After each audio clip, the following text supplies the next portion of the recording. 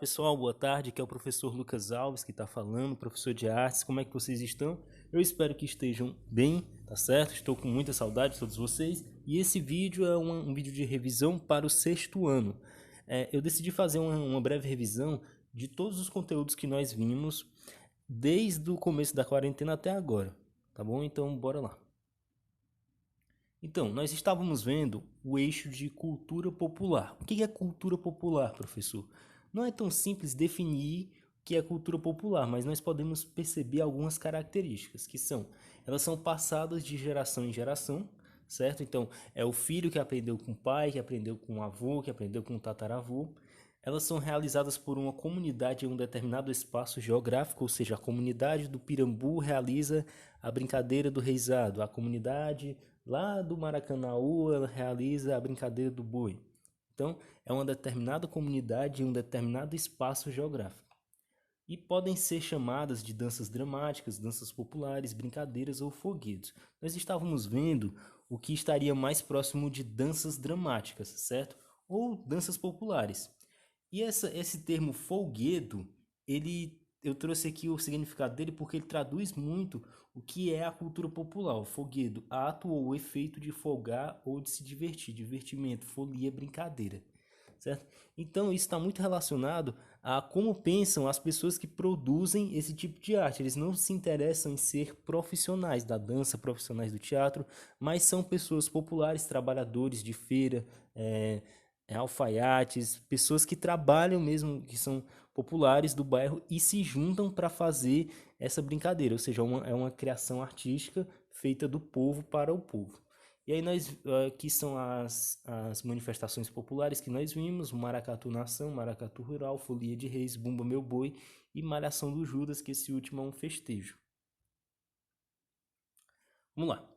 O maracatu nação, ele possui forte referência com as tradições católicas e medievais europeias e mais os cultos afro-brasileiros, certo? Ele caracteriza-se como um espetáculo realizado em cortejo apresentado no período do carnaval. O maracatu ele é sempre apresentado no período carnavalesco.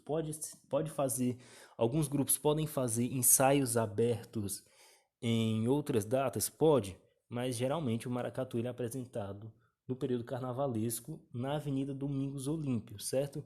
Por que eu digo que é um cortejo, professor, e não um desfile? É um desfile também, mas é um cortejo porque ele tem a presença de uma corte, ele é um cortejo pomposo, nobre, entende? E aí é muito característico do maracatu o uso do negrume, que é uma substância feita com hidratante e fuligem para passar no rosto e nos braços para ficar preto, um preto bem brilhoso, e as músicas são conhecidas como loas. As loas elas contam histórias de heróis e mártires negros e também dos deuses da cultura africana, que são os orixás. E aqui vemos um exemplo de um rei e uma rainha, certo? Na corte. Isso aqui são os cantores, né? Ou puxadores de loas, como são chamados. Os músicos ou batuqueiros, que é o porta-estandarte, e ali atrás, porta-estandarte é como se fosse uma bandeira que leva o nome do maracatu e o ano que ele foi formado. E ali tem a ala dos índios, certo? Aqui são as categorias de como se organiza o cortejo, tá bom? Então são esses os personagens do cortejo. Se você quiser, seria muito bom que você anotasse no seu caderno, certo? Então pause o vídeo e anote no seu caderno a sequência dos personagens do Maracatu Nação. Ou seja, é um cortejo bem longo, né? Porque são vários personagens, são várias alas.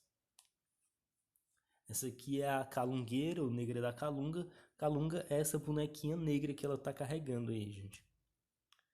Casal de preto velhos, que representa o oposto do saber, a sabedoria ancestral. E o outro é o maracatu rural, certo? O maracatu rural, ele é conhecido também maracatu como maracatu de baque solto, certo? E também ele tem vários nomes. Maracatu orquestra, maracatu trombone, maracatu de baque singelo, ou o mais clássico que nós conhecemos é o maracatu rural. E ele nasce dos trabalhadores do canavial lá de Pernambuco. Como vocês podem ver, essa figura aí que está do lado é o caboclo de lança. E o seu chapéu, essas fitas brilhosas, lembra muito as folhas da cana-de-açúcar. Então, possivelmente, as primeiras apresentações dessa manifestação artística eram confeccionadas com as folhas da cana-de-açúcar. O maracatu rural caracteriza-se pelo toque frenético e alto, a itinerância e a presença do caboclo de lança. Ou seja, enquanto o maracatu na ação ele é mais ralentado, mais lento e também o cortejo é bem maior, do rural é menos personagens, menos alas, certo? E também o toque ele é mais frenético e alto, é tudo mais acelerado. Também a presença em indústria do caboclo de lança, que é o que mais chama a atenção. Veja bem.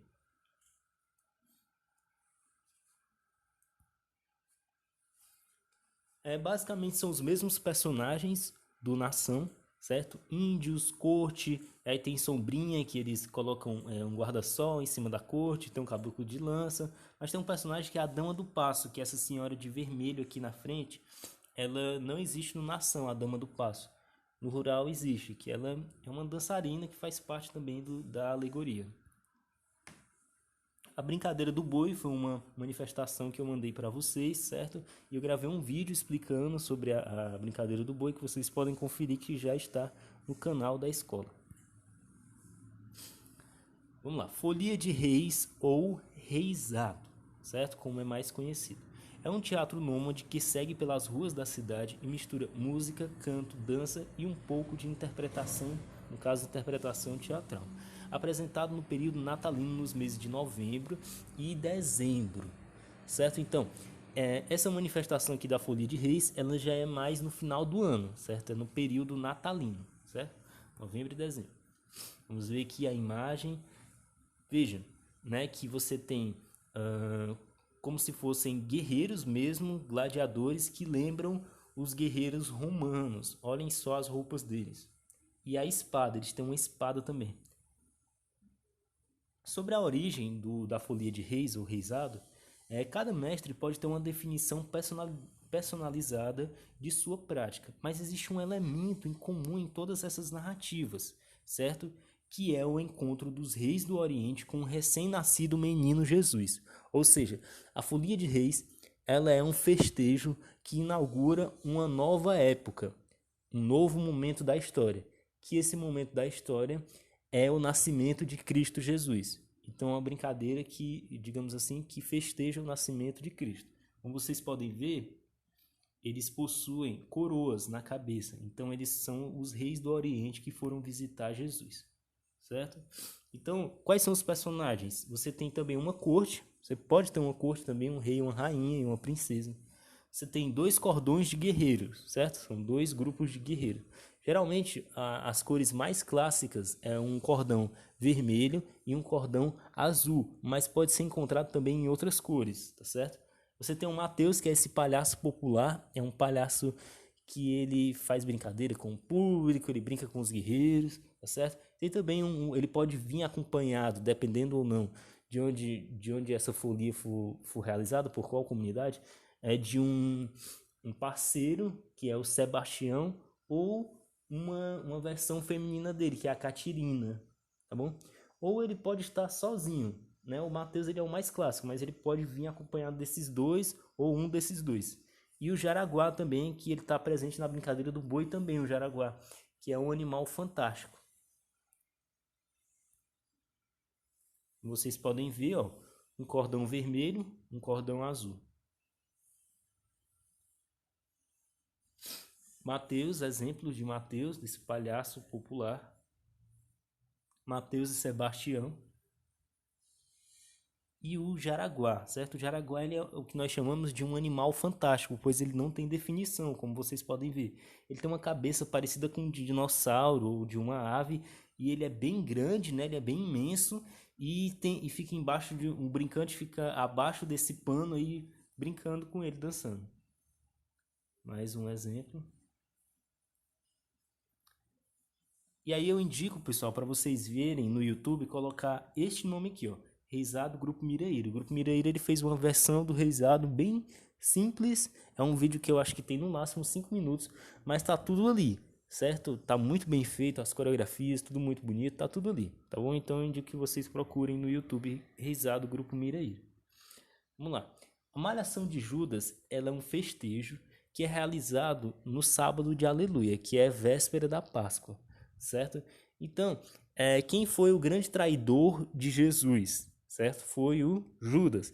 Então, essa brincadeira ela simboliza a vingança do povo para com o Judas que traiu Jesus. Então, por isso, como eu digo aqui, ó, como não se tem característica do Judas na Bíblia, o boneco pode ser retratado com diversos rostos, muitos deles imitando políticos, pois a brincadeira simboliza também a vingança por aquele que traiu e enganou. Ou seja, a brincadeira ela tem essa simbologia muito forte. Vamos levar a julgamento aqui para a comunidade aquele que nos traiu, que nos enganou, certo? Então, como vocês podem ver os bonecos aí, ó, olha a faixa presidencial e um aqui sentado, tá vendo? O roteiro é bem simples, é a despedida do Judas pelo bairro, né? Nessa despedida, é importante que toda a comunidade fique sabendo que ele vai ser levado, digamos assim, a um júri popular, né? A um tribunal popular. Então, quem puder levar ele na moto, leva na moto. Quem puder levar em carrinho de mão, leva em carrinho de mão, na charrete, no capô do carro, certo? E depois tem uma parte que é a parte mais engraçada da brincadeira, que é a leitura do testamento, que é basicamente os vizinhos, ele é uma brincadeira com a vizinhança. Por exemplo, eu tenho um vizinho que ele é careca, não tem cabelo. Então o Judas vai deixar uma caixa de grampos para ele, sendo que ele não tem cabelo. Então é uma grande brincadeira ali. A parte mais risível, mais cômica da brincadeira. E a queima do Judas, onde ele é pendurado num lugar bem destacado, certo? Ele é enforcado e ele é pendurado. Como vocês, ele é queimado, quer dizer. Ó, como vocês podem ver, exemplos, Judas sendo queimado. Vamos lá para as perguntinhas, gente. Na cultura popular, dançam animais como a burrinha, a ema, mas tem também um animal fantástico que pode ser facilmente encontrado nas danças populares. Tem uma cabeça que lembra de um dinossauro e é bastante alto. Qual é o seu nome? É o Mateus? Não, o Mateus ele é um palhaço normal, né? Ele só é um brincalhão. A Catirina também é uma menina, uma palhacinha. Nada a ver. Os guerreiros não, os guerreiros são os guerreiros, os reis do Oriente. Então é o Jaraguá. Resposta certa, D. Quais os dois nomes mais comuns usados para diferenciar o maracatu, certo? Vamos lá. Maracatu Torre e Maracatu Bastião, nunca ouvi falar disso. Porque assim, as culturas populares, como vocês podem ver, elas têm vários nomes diferentes. Mas claro, tem aqueles termos mais clássicos que as pessoas usam para se entender, sabe? Então, Maracatu Torre e Bastião, não. Maracatu da cidade, Maracatu do campo. Digamos que o maracatu nação ele é mais urbano e o maracatu rural é mais do campo mesmo. Porém, esses nomes nunca foram usados da cidade, do campo, então está errado. Maracatu itinerante e maracatu da vila. Bom, o maracatu rural ele é mais itinerante do que o nação. Eu acho que eu não falei sobre isso. Enquanto o nação ele é realizado numa rua mesmo, em cortejo reto, o rural ele pode sair andando livremente pela rua, certo? Mas maracatu de vila não. Então é o letra D também. Maracatu nação e o maracatu rural. Gente, eu espero ter tirado algumas dúvidas, tá certo? Até a próxima. Fiquem em casa. Ajudem os pais de vocês. E até mais. Tchau, tchau, pessoal.